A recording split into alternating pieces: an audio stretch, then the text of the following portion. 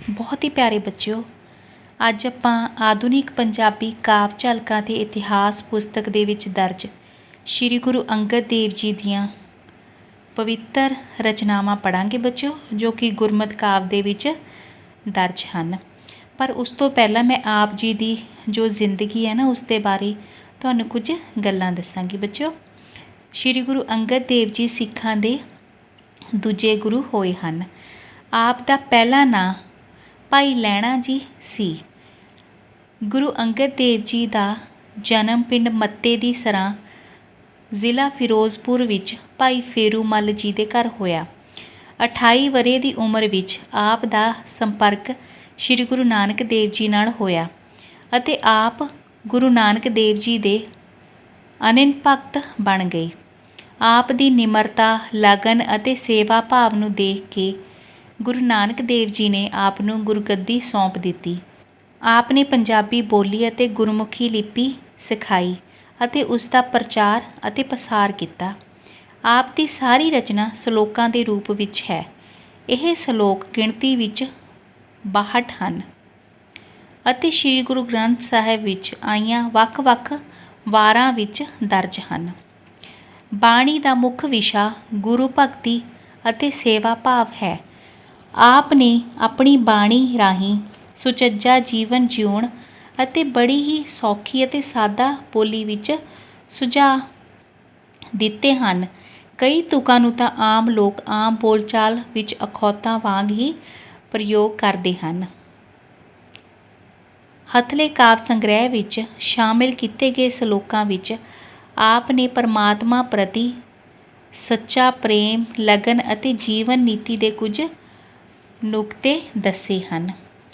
ਜੋ ਆਪ ਜੀ ਦੀ ਪਹਿਲੀ ਰਚਨਾ ਹੈ, ਉਸ ਦਾ ਨਾਮ ਹੈ ਅੱਠੀ ਪਹਿਰੀ ਅੱਠ ਖੰਡ। ਅਤੇ ਬੱਚਿਓ, ਆਪਾਂ ਸਭ ਤੋਂ ਪਹਿਲਾਂ ਆਪ ਜੀ ਦੀਆਂ ਜੋ ਰਚਨਾਵਾਂ ਦੇ ਪ੍ਰਸੰਗ ਦੇਖਾਂਗੇ। ਅਤੇ ਜਿਹੜੀ ਹਰ ਇੱਕ ਰਚਨਾ ਹੈ ਨਾ ਬੱਚਿਓ, ਅਤੇ ਪ੍ਰਸੰਗ ਦੇ ਵਿੱਚ ਆਪਾਂ ਸਿਰਲੇਖ ਬਦਲ ਦਾਂਗੇ, ਠੀਕ ਹੈ ਨਾ। ਸਿਰਲੇਖ ਦੇ ਵਿੱਚ ਜਿਹੜੀ ਆਪਾਂ ਵਿਆਖਿਆ ਕਰਾਂਗੇ ਨਾ ਬੱਚਿਓ, ਵਿਆਖਿਆ ਦੇ ਵਿੱਚੋਂ ਆਪਾਂ ਸਤਰ ਜਿਹੜੀ ਉਹ ਸ਼ਾਮਿਲ ਕਰ ਲਾਂਗੇ, ਠੀਕ ਹੈ ਬੱਚਿਓ। ਇਸ ਤਰ੍ਹਾਂ ਆਪਾਂ ਆਪ ਜੀ ਦੀਆਂ ਰਚਨਾਵਾਂ ਦੇ ਪ੍ਰਸੰਗ ਲਿਖਾਂਗੇ ਅਤੇ ਵਿਆਖਿਆ ਅਤੇ ਕੇਂਦਰੀ ਭਾਵ ਬੱਚਿਓ ਮੈਂ ਤੁਹਾਨੂੰ ਹੁਣ ਦੱਸ ਦਿੰਦੀ ਹਾਂ, ਠੀਕ ਹੈ ਨਾ। ਅਤੇ ਪ੍ਰਸੰਗ ਸ਼ੁਰੂ ਕਰਦੇ ਹਾਂ ਵੀ ਕਿੱਦਾਂ ਲਿਖਾਂਗੇ ਆਪਾਂ। ਅਤੇ ਇਹ ਕਾਵਿ ਟੋਟਾ ਮੱਧਕਾਲੀਨ ਪੰਜਾਬੀ ਕਾਵਿ ਝਲਕਾਂ ਅਤੇ ਇਤਿਹਾਸ ਪੁਸਤਕ ਵਿੱਚ ਦਰਜ ਸ਼੍ਰੀ ਗੁਰੂ ਅੰਗਦ ਦੇਵ ਜੀ ਦੇ ਸ਼ਬਦ ਅੱਠੀ ਪਹਿਰੀ ਅੱਠ ਖੰਡ ਵਿੱਚੋਂ ਲਿਆ ਗਿਆ ਹੈ, ਠੀਕ ਹੈ ਨਾ। ਫਿਰ ਉਸ ਤੋਂ ਬਾਅਦ ਆਪਾਂ ਵਿਆਖਿਆ ਜੋ ਕਰਾਂਗੇ ਨਾ, ਉਸ ਦੇ ਜਿਹੜੀਆਂ ਸਤਰਾਂ ਨੇ ਉਹ ਸ਼ਾਮਿਲ ਕਰ ਦਾਂਗੇ। ਜਿਵੇਂ ਇਸ ਸ਼ਬਦ ਵਿੱਚ ਗੁਰੂ ਜੀ ਫਰਮਾਉਂਦੇ ਹਨ ਕਿ ਕੋਈ ਭਾਗਾਂ ਵਾਲੇ ਹੀ ਧਰਤੀ ਉੱਪਰ ਗੁਰੂ ਪੀਰ ਦੇ ਲੜ ਲੱਗ ਕੇ ਆਪਣੇ ਸਰੀਰ ਵਿੱਚ ਅਥਾਹ ਗੁਣਾਂ ਵਾਲੇ ਪ੍ਰਭੂ ਦੀ ਭਾਲ ਕਰਦੇ ਹਨ, ਠੀਕ ਹੈ ਨਾ। ਸੋ ਇਹ ਹੈ ਬੱਚਿਓ। ਅਤੇ ਚਲੋ ਫਿਰ ਹੁਣ ਆਪਾਂ ਵਿਆਖਿਆ ਅਤੇ ਭਾਵ ਕੇਂਦਰੀ ਭਾਵ ਜਿਹੜਾ ਆਪਾਂ ਕਰੀਏ ਬੱਚਿਓ। ਆਪ ਜੀ ਕਹਿੰਦੇ ਹਨ ਕਿ ਜੇ ਧਰਤੀ ਦੇ 9 ਖੰਡਾਂ ਵਿੱਚੋਂ 9ਵਾਂ ਖੰਡ ਮਨੁੱਖੀ ਸਰੀਰ ਨੂੰ ਹੀ ਮੰਨ ਲਿਆ ਜਾਵੇ ਤਾਂ ਅੱਠੇ ਪਹਿਰ ਮਨੁੱਖ ਦਾ ਮਨ ਧਰਤੀ ਦੇ ਸਾਰੇ 8 ਖੰਡੀ ਪਦਾਰਥਾਂ ਵਿੱਚ ਹੀ ਲੱਗਾ ਰਹਿੰਦਾ ਹੈ। ਕੋਈ ਵਿਰਲੇ ਭਾਗਾਂ ਵਾਲਾ ਹੀ ਬੰਦਾ ਕੋਈ ਵਿਰਲੇ ਭਾਗਾਂ ਵਾਲੇ ਬੰਦੇ ਹੀ ਗੁਰੂ ਪੀਰ ਧਾਰ ਕੇ ਇਸ 9ਵੇਂ ਖੰਡ ਸਰੀਰ ਵਿੱਚ ਨੌਨਿਧ ਨਾਮ ਲੱਭਦੇ ਹਨ, ਅਥਾਹ ਗੁਣਾਂ ਵਾਲੇ ਪ੍ਰਭੂ ਨੂੰ ਭਾਲਦੇ ਹਨ। ਸਵੇਰ ਦੇ ਚੌਥੇ ਪਹਿਰ ਭਾਵ ਅੰਮ੍ਰਿਤ ਵੇਲੇ ਉੱਚੀ ਸੁਰਤ ਵਾਲੇ ਬੰਦਿਆਂ ਦੇ ਮਨ ਵਿੱਚ ਹੀ ਇਸ ਨੌਨਿਧ ਨਾਮ ਲਈ ਚਾਅ ਪੈਦਾ ਹੁੰਦਾ ਹੈ ਅਤੇ ਉਸ ਵੇਲੇ ਉਹਨਾਂ ਦੀ ਸਾਂਝ ਉਹਨਾਂ ਗੁਰਮੁਖਾਂ ਨਾਲ ਬਣਦੀ ਹੈ ਜਿਨ੍ਹਾਂ ਦੇ ਅੰਦਰ ਨਾਮ ਦਾ ਪ੍ਰਵਾਹ ਚੱਲ ਰਿਹਾ ਹੁੰਦਾ ਹੈ। ਉਹਨਾਂ ਦੇ ਮਨ ਵਿੱਚ ਅਤੇ ਮੂੰਹ ਵਿੱਚ ਸੱਚਾ ਨਾਮ ਵਸਦਾ ਹੈ। ਉੱਥੇ ਸਤਸੰਗ ਵਿੱਚ ਨਾਮ ਅੰਮ੍ਰਿਤ ਵੰਡਿਆ ਜਾਂਦਾ ਹੈ। ਪ੍ਰਭੂ ਦੀ ਮਿਹਰ ਨਾਲ ਉਹਨਾਂ ਨੂੰ ਨਾਮ ਦੀ ਦਾਤ ਮਿਲਦੀ ਹੈ। ਜਿਵੇਂ ਤੌ ਦੇ ਕੇ ਸੋਨੇ ਨੂੰ ਕੱਸ ਲਈਦਾ ਹੈ, ਤਿਵੇਂ ਅੰਮ੍ਰਿਤ ਵੇਲੇ ਦੀ ਘਾਲ ਕਮਾਈ ਦੀ ਉਹਨਾਂ ਦੇ ਸਰੀਰ ਨੂੰ ਕੱਸ ਲੱਗੀ ਰਹਿੰਦੀ ਹੈ ਅਤੇ ਭਗਤੀ ਦਾ ਸੋਹਣਾ ਰੰਗ ਚੜ੍ਹਦਾ ਹੈ। ਜਦੋਂ ਸਰਾਫ ਭਾਵ ਪ੍ਰਭੂ ਦੀ ਮਿਹਰ ਹੁੰਦੀ ਹੈ ਤਾਂ ਫਿਰ ਤਪਾਣ ਭਾਵ ਹੋਰ ਘਾਲਾਂ ਘਾਲਣ ਦੀ ਲੋੜ ਨਹੀਂ ਰਹਿੰਦੀ। ਇੱਕ ਪਹਿਰ ਅੰਮ੍ਰਿਤ ਵੇਲਾ ਪ੍ਰਭੂ ਦੇ ਚਰਨਾਂ ਵਿੱਚ ਬਿਤਾ ਕੇ 7 ਪਹਿਰ ਵੀ ਚੰਗਾ ਆਚਰਣ ਬਣਾਉਣ ਲਈ ਗੁਰਮੁਖਾਂ ਪਾਸ ਬੈਠਣਾ ਚਾਹੀਦਾ ਹੈ। ਉਹਨਾਂ ਦੀ ਸੰਗਤ ਵਿੱਚ ਬੈਠਿਆਂ ਚੰਗੇ ਮੰਦੇ ਕੰਮ ਦੇ ਜਿਹੜੇ ਵਿਚਾਰ ਹੁੰਦੀ ਹੈ।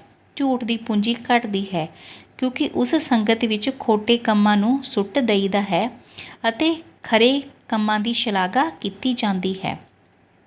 ਉੱਥੇ ਇਹ ਵੀ ਸਮਝ ਪੈ ਜਾਂਦੀ ਹੈ ਕਿ ਕਿਸੇ ਵਾਪਰੇ ਦੁੱਖ ਦਾ ਗਿਲਾ ਕਰਨਾ ਵਿਅਰਥ ਹੈ। ਦੁੱਖ ਸੁੱਖ ਉਹ ਖਸਮ ਭਾਵ ਪ੍ਰਭੂ ਆਪ ਹੀ ਦਿੰਦਾ ਹੈ। ਉਸ ਤੋਂ ਬਾਅਦ ਹੈ ਬੱਚਿਓ ਆਪ ਜੀ ਦੀ ਬਾਣੀ, ਆਖਣ ਆਖ ਨ ਰਚਿਆ। ਠੀਕ ਹੈ ਨਾ। ਸੋ ਬੱਚਿਓ ਆਪਾਂ ਜਿਹੜਾ ਪ੍ਰਸੰਗ ਉੱਦਾਂ ਹੀ ਆਪਾਂ ਲਿਖਾਂਗੇ, ਪਰ ਉਸ ਵਿੱਚ ਆਪਾਂ ਜੋ ਸਿਰਲੇਖ ਬਦਲ ਦਾਂਗੇ ਵੀ ਆਪ ਜੀ ਦੀ ਰਚਨਾ ਹੈ ਆਖਣ ਆਖ ਨ ਰਚਿਆ, ਸਿਰਲੇਖ ਹੇਠ ਦਰਜ ਹੈ। ਇਸ ਵਿੱਚ ਗੁਰੂ ਜੀ ਫਰਮਾਉਂਦੇ ਹਨ ਕਿ ਮਨੁੱਖ ਦੀਆਂ ਇੰਦਰੀਆਂ ਦੀ ਭਿੰਨ ਭਿੰਨ ਪ੍ਰਕਾਰ ਦੀ ਭੁੱਖ ਤਾਂ ਹੀ ਤ੍ਰਿਪਤ ਹੁੰਦੀ ਹੈ ਜੇ ਗੁਣਾਂ ਦੇ ਮਾਲਕ ਪ੍ਰਭੂ ਦੇ ਗੁਣ ਉਚਾਰ ਕੇ ਉਸ ਵਿੱਚ ਲੀਨ ਹੋ ਜਾਵੇ। ਵਿਆਖਿਆ ਭਾਵ ਕੇਂਦਰੀ ਭਾਵ ਵਿੱਚੋਂ ਮੂੰਹ ਬੋਲ ਬੋਲ ਕੇ ਰੱਜਦਾ ਨਹੀਂ, ਭਾਵ ਗੱਲਾਂ ਕਰਨ ਦਾ ਚਸਕਾ ਮੁੱਕਦਾ ਨਹੀਂ। ਕੰਨ ਗੱਲਾਂ ਸੁਣ ਸੁਣ ਕੇ ਨਹੀਂ ਰੱਜਦੇ, ਅੱਖਾਂ ਰੂਪ ਰੰਗ ਵੇਖ ਵੇਖ ਕੇ ਨਹੀਂ ਰੱਜਦੀਆਂ। ਇਹ ਸਾਰੇ ਇੰਦਰੀ ਇੱਕ ਇੱਕ ਕਿਸਮ ਦੇ ਗੁਣਾਂ ਦੇ ਗਾਹਕ ਹਨ। ਆਪੋ ਆਪਣੇ ਰਸਾਂ ਦੀ ਗਾਹਕੀ ਵਿੱਚ ਰੱਜਦੇ ਨਹੀਂ। ਰਸਾਂ ਦੇ ਅਧੀਨ ਹੋਏ ਇਹਨਾਂ ਇੰਦਰੀਆਂ ਦਾ ਚਸਕਾ ਹਟਦਾ ਨਹੀਂ। ਸਮਝਾਇਆਂ ਵੀ ਭੁੱਖ ਮਿਟ ਨਹੀਂ ਸਕਦੀ। ਤ੍ਰਿਸ਼ਨਾ ਦਾ ਮਾਰਿਆ ਮਨੁੱਖ ਤਦੋਂ ਹੀ ਤ੍ਰਿਪਤ ਹੋ ਸਕਦਾ ਹੈ ਜੇ ਗੁਣਾਂ ਦੇ ਮਾਲਕ ਪਰਮਾਤਮਾ ਦੇ ਗੁਣ ਉਚਾਰ ਕੇ ਉਸ ਵਿੱਚ ਲੀਨ ਹੋ ਜਾਵੇ। ਉਸ ਤੋਂ ਬਾਅਦ ਹੈ ਬੱਚਿਓ ਨਾਨਕ ਪਰਖੇ ਆਪ ਕੋ। ਠੀਕ ਹੈ ਨਾ। ਸੋ ਆਪਾਂ ਪ੍ਰਸੰਗ ਸਾਰਾ ਕੁਝ ਉੱਦਾਂ ਹੀ ਲਿਖਣਾ ਹੈ, ਪਰ ਉਸ ਦੇ ਨਾਲ ਜੋ ਆਪਾਂ ਇੱਕ ਸਤਰ ਹੈ ਬੱਚਿਓ ਜੋੜ ਦਾਂਗੇ ਕਿ ਇਹ ਰਚਨਾ ਜੋ ਕਿ ਪੁਸਤਕ ਦੇ ਵਿੱਚ ਦਰਜ ਸਾਰਾ ਕੁਝ ਆਪਾਂ ਉੱਦਾਂ ਹੀ ਲਿਖਣਾ, ਅੰਤ ਦੇ ਵਿੱਚ ਲਿਖ ਦਾਂਗੇ ਬੱਚਿਓ। ਇਸ ਵਿੱਚ ਗੁਰੂ ਜੀ ਸੱਚੇ ਪਾਰਖੂ ਦੇ ਗੁਣ ਦੱਸਦੇ ਹਨ। ਜਿਵੇਂ ਜੇ ਮਨੁੱਖ ਦੂਜਿਆਂ ਦੀ ਪੜਚੋਲ ਕਰਨ ਦੀ ਥਾਂ ਆਪਣੇ ਆਪ ਨੂੰ ਪਰਖੇ ਤਾਂ ਉਸ ਨੂੰ ਅਸਲ ਪਾਰਖੂ ਸਮਝੋ। ਦੂਜਿਆਂ ਦੇ ਵਿਕਾਰ ਰੂਪ ਰੋਗ ਲੱਭਣ ਦੀ ਥਾਂ ਜੇ ਮਨੁੱਖ ਆਪਣਾ ਆਤਮਕ ਰੋਗ ਅਤੇ ਇਲਾਜ ਦੋਵੇਂ ਸਮਝ ਲਏ ਤਾਂ ਉਸ ਨੂੰ ਸਿਆਣਾ ਹਕੀਮ ਜਾਣ ਲਓ। ਇਹੋ ਜਿਹਾ ਸੁਜਾਨ ਵੈਦ ਜ਼ਿੰਦਗੀ ਦੇ ਰਾਹ ਵਿੱਚ ਹੋਰਨਾਂ ਨਾਲ ਝੇੜੇ ਨਹੀਂ ਪਾ ਬੈਠਦਾ। ਉਹ ਆਪਣੇ ਆਪ ਨੂੰ ਜਗਤ ਵਿੱਚ ਮੁਸਾਫਿਰ ਜਾਣਦਾ ਹੈ। ਉਹ ਆਪਣੇ ਅਸਲੇ ਭਾਵ ਪ੍ਰਭੂ ਨਾਲ ਡੂੰਘੀ ਸਾਂਝ ਪਾ ਕੇ ਹੀ ਗੱਲ ਕਰਦਾ ਹੈ ਅਤੇ ਆਪਣਾ ਸਮਾਂ ਸਤਸੰਗੀਆਂ ਦੇ ਨਾਲ ਬਤੀਤ ਕਰਦਾ ਹੈ, ਗੁਜ਼ਾਰਦਾ ਹੈ। ਉਹ ਮਨੁੱਖ ਲੱਭ ਦੇ ਆਸਰੇ ਨਹੀਂ ਤੁਰਦਾ, ਸੱਚ ਵਿੱਚ ਟਿਕਿਆ ਰਹਿੰਦਾ ਹੈ। ਐਸਾ ਮਨੁੱਖ ਆਪ ਤਾਂ ਤਰਦਾ ਹੀ ਹੈ, ਹੋਰਨਾਂ ਲਈ ਵੀ ਪ੍ਰਮਾਣਿਕ ਵਿਚੋਲਾ ਬਣ ਜਾਂਦਾ ਹੈ। ਪਰ ਜੇ ਉਹ ਆਪ ਮਨਮੁਖ ਹੋਵੇ ਤਾਂ ਗੁਰਮੁਖਾਂ ਨਾਲ ਅੜੇ ਤਾਂ ਉਹ ਇਸ ਤਰ੍ਹਾਂ ਹੀ ਹੈ ਜਿਵੇਂ ਆਕਾਸ਼ ਨੂੰ ਤੀਰ ਮਾਰਨਾ। ਜੋ ਮਨੁੱਖ ਆਕਾਸ਼ ਵੱਲ ਤੀਰ ਚਲਾਉਂਦਾ ਹੈ ਉਸ ਦਾ ਤੀਰ ਕਿਵੇਂ ਨਿਸ਼ਾਨੇ 'ਤੇ ਅੱਪੜੇ। ਉਹ ਆਕਾਸ਼ ਤਾਂ ਅੱਗੋਂ ਅਪਹੁੰਚ ਹੈ। ਸੋ ਯਕੀਨ ਜਾਣੋ ਕਿ ਤੀਰ ਚਲਾਉਣ ਵਾਲਾ ਹੀ ਵਿੰਨਿਆ ਜਾਂਦਾ ਹੈ। ਉਸ ਤੋਂ ਬਾਅਦ ਆ ਗਿਆ ਬੱਚਿਓ ਇਹ ਜੱਗ ਸੱਚੇ ਕੀ ਹੈ ਕੋਠੜੀ। ਸੋ ਬੱਚਿਓ ਇਸ ਪਵਿੱਤਰ ਰਚਨਾ ਦਾ ਪ੍ਰਸੰਗ ਆਪਾਂ ਉੱਦਾਂ ਹੀ ਲਿਖਾਂਗੇ। ਠੀਕ ਹੈ ਨਾ। ਬਸ ਜਿਹੜੀ ਵਿਆਖਿਆ ਦੀ ਸਤਰ ਉਸ ਵਿੱਚ ਆਪਾਂ ਸ਼ਾਮਿਲ ਕਰ ਦਾਂਗੇ ਕਿ ਇਸ ਸ਼ਬਦ ਵਿੱਚ ਗੁਰੂ ਜੀ ਨੇ ਇਸ ਸੰਸਾਰ ਨੂੰ ਸੱਚੇ ਪਰਮਾਤਮਾ ਦਾ ਨਿਵਾਸ ਸਥਾਨ ਦੱਸਿਆ ਹੈ। ਠੀਕ ਹੈ ਨਾ। ਅਤੇ ਉਸ ਦੇ ਹੁਕਮ ਦੇ ਵਰਤਾਰੇ ਦਾ ਵੀ ਜ਼ਿਕਰ ਕੀਤਾ ਹੈ। ਤਾਂ ਆਪ ਜੀ ਮਨੁੱਖ ਨੂੰ ਸਮਝਾਉਂਦੇ ਹਨ ਕਿ ਇਹ ਜਗਤ ਪ੍ਰਭੂ ਦੇ ਰਹਿਣ ਦੀ ਥਾਂ ਹੈ। ਪ੍ਰਭੂ ਇਸ ਵਿੱਚ ਵਸ ਰਿਹਾ ਹੈ। ਕਈ ਜੀਵਾਂ ਨੂੰ ਆਪਣੇ ਹੁਕਮ ਅਨੁਸਾਰ ਇਸ ਸੰਸਾਰ ਸਾਗਰ ਵਿੱਚੋਂ ਬਚਾ ਕੇ ਆਪਣੇ ਚਰਨਾਂ ਵਿੱਚ ਜੋੜ ਲੈਂਦਾ ਹੈ ਅਤੇ ਕਈ ਜੀਵਾਂ ਨੂੰ ਆਪਣੇ ਹੁਕਮ ਅਨੁਸਾਰ ਹੀ ਇਸੇ ਵਿੱਚ ਡੋਬ ਦਿੰਦਾ ਹੈ। ਕਈ ਜੀਵਾਂ ਨੂੰ ਆਪਣੀ ਰਜ਼ਾ ਅਨੁਸਾਰ ਮਾਇਆ ਦੇ ਮੋਹ ਵਿੱਚੋਂ ਕੱਢ ਲੈਂਦਾ ਹੈ। ਕਈਆਂ ਨੂੰ ਇਸੇ ਵਿੱਚ ਫਸਾਈ ਰੱਖਦਾ ਹੈ। ਇਹ ਗੱਲ ਵੀ ਦੱਸੀ ਨਹੀਂ ਜਾ ਸਕਦੀ ਕਿ ਰੱਬ ਕਿਸ ਦਾ ਬੇੜਾ ਪਾਰ ਕਰਦਾ ਹੈ। ਸ਼੍ਰੀ ਗੁਰੂ ਅੰਗਦ ਦੇਵ ਜੀ ਕਹਿੰਦੇ ਹਨ ਕਿ ਜਿਸ ਵਡਭਾਗੀ ਮਨੁੱਖ ਨੂੰ ਚਾਨਣ ਬਖਸ਼ਦਾ ਹੈ ਉਸ ਨੂੰ ਗੁਰੂ ਦੀ ਰਾਹੀਂ ਸਮਝ ਪੈ ਜਾਂਦੀ ਹੈ। ਉਸ ਤੋਂ ਬਾਅਦ ਹੈ ਬੱਚਿਓ ਹਉਮੈ ਇਹ ਜਾਤ ਹੈ।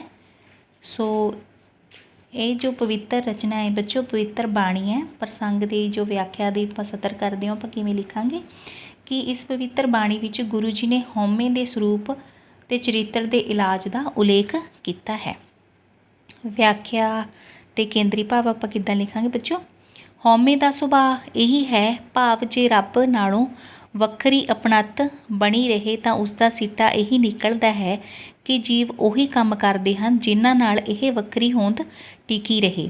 ਇਸ ਵੱਖਰੀ ਹੋਂਦ ਦੇ ਬੰਧਨ ਵੀ ਇਹੀ ਹਨ, ਭਾਵ ਵੱਖਰੀ ਹੋਂਦ ਦੇ ਆਸਰੇ ਕੀਤੇ ਹੋਏ ਕੰਮਾਂ ਦੇ ਸੰਸਕਾਰ ਰੂਪ ਜਿਹੜੀ ਜ਼ੰਜੀਰ ਵੀ ਇਹੀ ਹਨ, ਜਿਨ੍ਹਾਂ ਦੇ ਅੰਦਰ ਘੇਰੇ ਹੋਏ ਜੀਵ ਮੁੜ ਮੁੜ ਜੂਨਾਂ ਵਿੱਚ ਪੈਂਦੇ ਹਨ।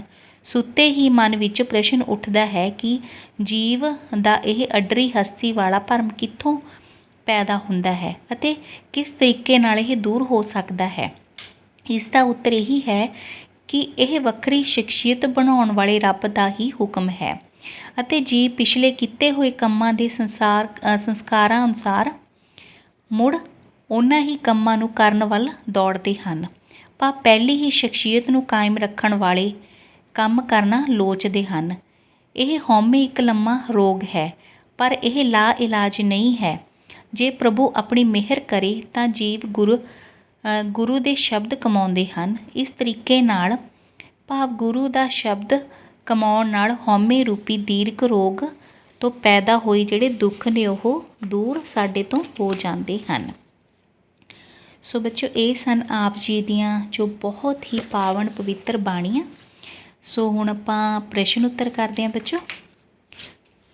ਸੋ ਰਚਨਾਵਾਂ ਦੇ ਨਾਂ ਪੁੱਛੇ ਜਾ ਸਕਦੇ ਨੇ ਵੀ ਕਿਹਨਾਂ ਨੇ ਲਿਖੀਆਂ ਨੇ, ਹੈ ਨਾ, ਅਤੇ ਗੁਰੂ ਜੀ ਦਾ ਨਾਂ ਲਿਖ ਕੇ ਉਹਨਾਂ ਦੀ ਰਚਨਾਵਾਂ ਵੀ ਪੁੱਛੀਆਂ ਜਾ ਸਕਦੀਆਂ ਨੇ। ਸ਼੍ਰੀ ਗੁਰੂ ਅੰਗਦ ਦੇਵ ਜੀ ਅਨੁਸਾਰ 9ਵੇਂ ਖੰਡ ਤੋਂ ਕੀ ਭਾਵ ਹੈ? ਮਨੁੱਖੀ ਸਰੀਰ ਤੋਂ। ਭਾਗਾਂ ਵਾਲੇ ਜੀਵ 9ਵੇਂ ਖੰਡ ਅਰਥਾਤ ਮਨੁੱਖੀ ਸਰੀਰ ਵਿੱਚ ਕਿਸ ਚੀਜ਼ ਨੂੰ ਲੱਭਦੇ ਹਨ?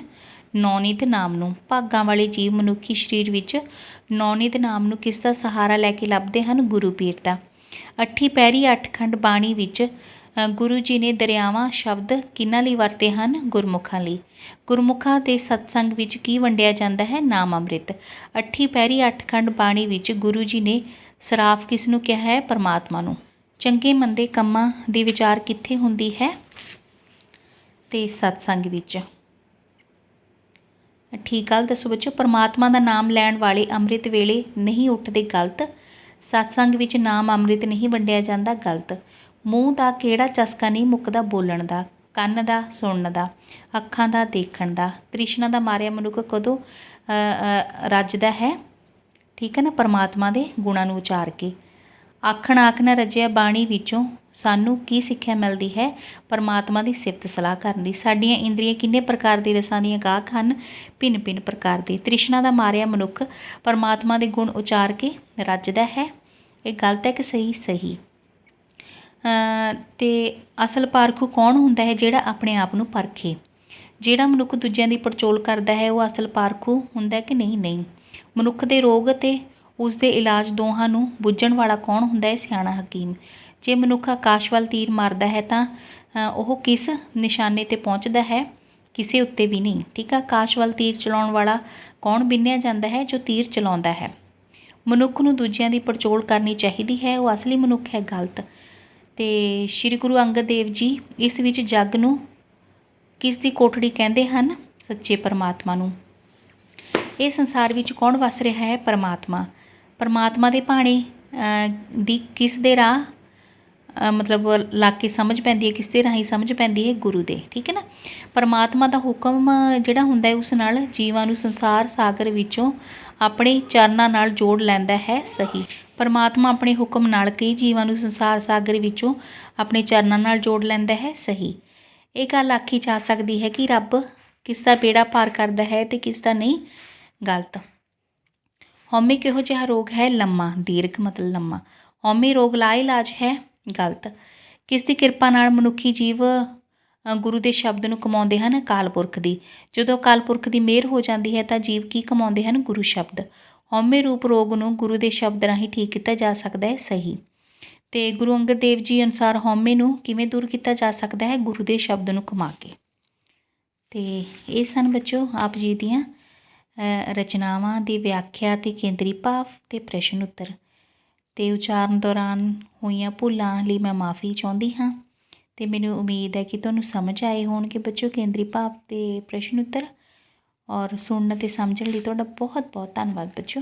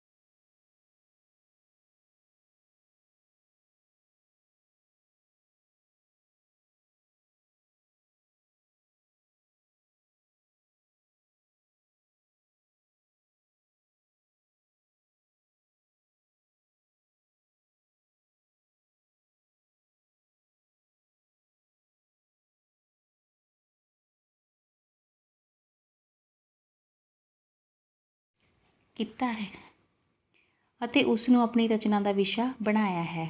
ਆਪ ਦੀ ਸਾਰੀ ਰਚਨਾ ਦੀ ਬੋਲੀ ਸਾਦਾ ਅਤੇ ਲੋਕ ਪੱਧਰ ਦੀ ਹੈ। ਹਥਲੇ ਕਾਵਿ ਸੰਗ੍ਰਹਿ ਵਿੱਚ ਸ਼ਾਮਿਲ ਸ਼ਬਦਾਂ ਵਿੱਚ ਆਪ ਨੇ ਮਨੁੱਖ ਨੂੰ ਅਭਿਮਾਨ ਨਾ ਕਰਨ, ਪ੍ਰਭੂ ਪਰਮਾਤਮਾ ਦੀ ਸ਼ਰਨ ਲੈਣ, ਹਉਮੈ ਨਾ ਕਰਨ, ਸਤੀ ਪ੍ਰਥਾ ਬਾਰੇ ਅਤੇ ਪਰਮਾਤਮਾ ਦਾ ਨਾਮ ਸਿਮਰਨ ਆਦਿ ਬਾਰੇ ਆਪਣੇ ਵਿਚਾਰ ਦਿੱਤੇ ਹਨ। ਸੋ ਆਪ ਜੀ ਦੀ ਜੋ ਪਹਿਲੀ ਰਚਨਾ ਹੈ, ਹਮ ਭੀਖਕ ਭਿਖਾਰੀ ਤੇਰੇ, ਤੂੰ ਨਿਜ ਪਤ ਹੈ ਦਾਤਾ। ਸੋ ਬੱਚਿਓ, ਆਪਾਂ ਪ੍ਰਸੰਗ ਕਿੱਦਾਂ ਕਰਾਂਗੇ? ਸ਼ੁਰੂ ਦੇ ਵਿੱਚ ਆਪਾਂ ਲਿਖਾਂਗੇ ਕਿ ਇਹ ਕਾਵਿ ਟੋਟਾ, ਠੀਕ ਹੈ, ਮੱਧਕਾਲੀਨ ਪੰਜਾਬੀ ਕਾਵਿ ਝਲਕਾਂ ਅਤੇ ਇਤਿਹਾਸ ਪੁਸਤਕ ਦੇ ਵਿੱਚ ਦਰਜ ਸ਼੍ਰੀ ਗੁਰੂ ਅਮਰਦਾਸ ਜੀ ਦੀ ਬਾਣੀ ਹਮ ਭੀਖਕ ਭਿਖਾਰੀ ਤੇਰੇ ਵਿੱਚੋਂ ਲਿਆ ਗਿਆ ਹੈ। ਇਸ ਰਚਨਾ ਵਿੱਚ ਗੁਰੂ ਸਾਹਿਬ ਪਰਮਾਤਮਾ ਦੀ ਮਹਿਮਾ ਕਰਦੇ ਹਨ ਅਤੇ ਉਸ ਦੇ ਦਰਸ਼ਨਾਂ ਦੀ ਮੰਗ ਕਰਦੇ ਹਨ। ਇਹਨਾਂ ਸਤਰਾਂ ਵਿੱਚ ਗੁਰੂ ਸਾਹਿਬ ਪ੍ਰਭੂ ਦੀ ਮਹਿਮਾ ਬਹੁਤ ਵਧੀਆ ਢੰਗ ਨਾਲ ਕਰਦੇ ਹਨ। ਸੋ ਬੱਚਿਓ, ਆਪਾਂ ਕੇਂਦਰੀ ਭਾਵ ਦੀ ਵਿਆਖਿਆ ਕਰਦੇ ਹਾਂ। ਅਸੀਂ ਜੀਵ ਤੇਰੇ ਦਰ 'ਤੇ ਮੰਗਦੇ ਹਾਂ, ਤੂੰ ਸੁਤੰਤਰ ਰਹਿ ਕੇ ਸਭ ਨੂੰ ਦਾਤਾਂ ਬਖਸ਼ਣ ਵਾਲਾ ਹੈ। ਮੇਰੇ ਸਿਰ ਉੱਤੇ ਦਇਆਵਾਨ ਹੋ ਅਤੇ ਮੈਨੂੰ ਮੰਗਤੇ ਨੂੰ ਆਪਣਾ ਨਾਮ ਦੇ, ਤਾਂ ਕਿ ਮੈਂ ਸਦਾ ਤੇਰੇ ਪ੍ਰੇਮ ਰੰਗ ਵਿੱਚ ਰੰਗਿਆ ਰਹਾਂ। ਮੈਂ ਤੇਰੇ ਸਦਾ ਕਾਇਮ ਰਹਿਣ ਵਾਲੇ ਨਾਮ ਤੋਂ ਸਦਕੇ ਜਾਂਦਾ ਹਾਂ। ਤੂੰ ਸਾਰੇ ਜਗਤ ਦਾ ਮੂਲ ਹੈ, ਤੂੰ ਹੀ ਸਭ ਜੀਵਾਂ ਨੂੰ ਪੈਦਾ ਕਰਨ ਵਾਲਾ ਹੈ। ਕੋਈ ਹੋਰ ਤੇਰੇ ਵਰਗਾ ਨਹੀਂ ਹੈ। ਮੈਨੂੰ ਕੰਜੂਸ ਨੂੰ ਹੁਣ ਤੱਕ ਜਨਮ ਮਰਨ ਦੇ ਅਨੇਕਾਂ ਗੇੜ ਪੈ ਚੁੱਕੇ ਹਨ। ਹੁਣ ਤਾਂ ਮੇਰੇ ਉੱਤੇ ਕੁਝ ਮਿਹਰ ਕਰ, ਮੇਰੇ ਉੱਤੇ ਦਇਆਵਾਨ ਹੋ, ਮੇਰੇ ਉੱਤੇ ਇਹੋ ਜਿਹੀ ਬਖਸ਼ਿਸ਼ ਕਰ ਕਿ ਮੈਨੂੰ ਆਪਣਾ ਦੀਦਾਰ ਬਖਸ਼। ਗੁਰੂ ਦੀ ਕਿਰਪਾ ਨਾਲ ਜਿਸ ਮਨੁੱਖ ਨੇ ਭਰਮ ਦੇ ਪਰਦੇ ਖੁੱਲ੍ਹ ਜਾਂਦੇ ਹਨ, ਮਤਲਬ ਮਨੁੱਖ ਦੇ ਭਰਮ ਦੇ ਪਰਦੇ ਖੁੱਲ੍ਹ ਜਾਂਦੇ ਹਨ, ਉਸ ਦੀ ਪਰਮਾਤਮਾ ਨਾਲ ਡੂੰਘੀ ਸਾਂਝ ਬਣ ਜਾਂਦੀ ਹੈ। ਉਸ ਦੇ ਹਿਰਦੇ ਵਿੱਚ ਪਰਮਾਤਮਾ ਨਾਲ ਸਦਾ ਕਾਇਮ ਰਹਿਣ ਵਾਲੀ ਲਗਨ ਲੱਗ ਜਾਂਦੀ ਹੈ। ਗੁਰੂ ਨਾਲ ਉਸ ਦਾ ਮਨ ਪਤੀਜ ਜਾਂਦਾ ਹੈ। ਉਸ ਤੋਂ ਬਾਅਦ ਆ ਗਿਆ ਬੱਚੋ ਸਤੀਆ ਇਨ ਆਖੀਅਨ, ਠੀਕ ਹੈ ਨਾ। ਇਹਨਾਂ ਦੇ ਵਿੱਚ ਸਤਰਾਂ ਦੇ ਵਿੱਚ ਬੱਚਿਓ ਗੁਰੂ ਜੀ ਨੇ ਕਿਹਾ ਵੀ ਜਿਹੜੀਆਂ ਔਰਤਾਂ ਹੁੰਦੀਆਂ ਸਨ ਜਿਨ੍ਹਾਂ ਦੇ ਪਤੀ ਮਰ ਜਾਂਦੇ ਸਨ, ਪਹਿਲਾਂ ਉਹਨਾਂ ਨੂੰ ਜਿਉਂਦੇ ਜਲਾ ਦਿੱਤਾ ਜਾਂਦਾ ਸੀ ਨਾ, ਪਰ ਗੁਰੂ ਜੀ ਨੇ ਇਸ ਧਾਰਨਾ ਦਾ ਬਹੁਤ ਬੁਰੀ ਤਰ੍ਹਾਂ ਖੰਡਨ ਕੀਤਾ ਸੀ। ਉਹ ਕਹਿੰਦੇ ਨੇ ਸਤੀਆਂ ਉਹ ਨਹੀਂ ਹੁੰਦੀਆਂ ਜੋ ਆਪਣੇ ਪਤੀ ਦੇ ਨਾਲ ਮਾਰੀਆਂ ਜਾਂਦੀਆਂ ਨੇ, ਠੀਕ ਹੈ ਨਾ। ਸਤੀਆਂ ਸਗੋਂ ਉਹ ਹੁੰਦੀਆਂ ਨੇ ਜੋ ਉਹਦੇ ਬਿਨਾਂ ਜ਼ਿੰਦਗੀ ਗੁਜ਼ਾਰਦੀਆਂ ਨੇ। ਬੱਚੋ, ਬਹੁਤ ਹੀ ਉੱਚੀ ਸੋਚ ਦੇ ਇਨਸਾਨ ਸਨ ਗੁਰੂ ਸਾਹਿਬਾਨ, ਹੈ ਨਾ। ਤਾਂ ਉਹ ਕਹਿੰਦੇ ਨੇ ਵੀ ਇਸਤਰੀਆਂ ਸਤੀ ਨਹੀਂ ਆਖੀਆਂ ਜਾ ਸਕਦੀਆਂ ਵੀ ਜਿਹਨਾਂ ਦੇ ਪਤੀ ਦੀ ਲੋਥ ਨਾਲ ਉਹ ਸੜ ਕੇ ਮਰਦੀਆਂ ਹਨ। ਅਸਲ ਸਤੀ ਉਹ ਹੁੰਦੀ ਹੈ ਜੋ ਪਤੀ ਦੀ ਮੌਤ ਅਤੇ ਵਿਛੋੜੇ ਦੀ ਸੱਟ ਨਾਲ ਮਰ ਜਾਂਦੀਆਂ ਹਨ। ਉਹਨਾਂ ਇਸਤਰੀਆਂ ਨੂੰ ਵੀ ਸਤੀਆਂ ਹੀ ਸਮਝਣਾ ਚਾਹੀਦਾ ਹੈ ਜਿਨ੍ਹਾਂ ਨੇ ਸਾਊਪੁਣਾ ਅਤੇ ਸੰਤੋਖ ਜਿਹੇ ਗੁਣ ਧਾਰਨ ਕੀਤੇ ਹੁੰਦੇ ਹਨ, ਜੋ ਆਪਣੇ ਪਤੀ ਦੀ ਸੇਵਾ ਕਰਦੀਆਂ ਹਨ ਅਤੇ ਸਦਾ ਉਦਮ ਨਾਲ ਆਪਣਾ ਇਹ ਧਰਮ ਚੇਤੇ ਰੱਖਦੀਆਂ ਹਨ। ਸਤੀ ਇਸਤਰੀਆਂ ਆਪਣੇ ਪਤੀ ਦੇ ਜਿਉਂਦਿਆਂ ਉਸ ਦੀ ਸੇਵਾ ਕਰਦੀਆਂ ਹਨ, ਠੀਕ ਹੈ ਨਾ। ਉਸ ਦੇ ਦੁੱਖ ਸੁੱਖ ਵਿੱਚ ਸਾਥ ਦਿੰਦੀਆਂ ਹਨ। ਉਹ ਪਤੀ ਨੂੰ ਆਪਣਾ ਸਮਝਦੀਆਂ ਹਨ ਤਾਂ ਹੀ ਸਰੀਰ ਦੇ ਦੁੱਖ ਸਹਿੰਦੀਆਂ ਹਨ। ਪਰ ਜਿਨ੍ਹਾਂ ਇਸਤਰੀਆਂ ਨੇ ਆਪਣੇ ਪਤੀ ਨੂੰ ਪਤੀ ਨਹੀਂ ਜਾਣਿਆ, ਉਹ ਦੁੱਖ ਕਿਉਂ ਸਹਿਣ। ਪਤੀ ਚਾਹੇ ਸੁਖੀ ਹੋਵੇ ਚਾਹੇ ਦੁਖੀ ਹੋਵੇ, ਉਹ ਨੇੜੇ ਨਹੀਂ ਢੁਕਦੀਆਂ, ਭਾਵ ਸਾਥ ਨਹੀਂ ਨਿਭਾਉਂਦੀਆਂ। ਉਸ ਤੋਂ ਬਾਅਦ ਹੈ ਬੱਚੋ ਆਨੰਦ ਸੁਣੋ ਵਡਭਾਗਿਓ, ਸਗਲ ਮਨੋਰਥ ਪੂਰੇ, ਠੀਕ ਹੈ। ਪਾਰ ਪਰੰਪਰ ਪਾਇਆ ਉਤਰੇ ਸਗਲ ਵਿਸੂਰੇ, ਦੁੱਖ ਰੋਗ ਸੰਤਾਪ ਉਤਰੇ, ਸੁਣੀ ਸੱਚੀ ਬਾਣੀ